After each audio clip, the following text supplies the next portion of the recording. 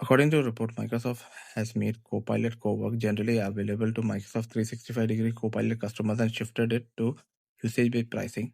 Instead of straight flat free pricing system that does not match heavy usage, companies now pay based on actual Copilot credits, which means metering the real computational load for each task. On the top of the price shifting, Apple is looking at ways to bring down cost. They're exploring a fine-tuned self-hosted version of DeepSeek version 4 or any other model as a more affordable option along with current Anthropic and OpenAI model. DeepSeek V4 has been delivering strong performance at much lower cost, sometimes at a fraction of what frontier model cost per token.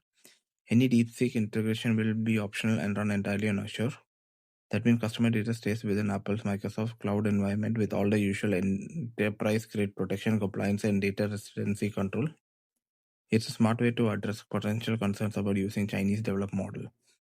The whole move shows how AI industry is maturing. Agentic AI is useful because it can keep working through long chain of tasks and maintain context, but that same power make it expensive to run at scale. By offering model choices and method building, Microsoft is trying to strike a balance so more businesses can adopt these tools without any sticker shock.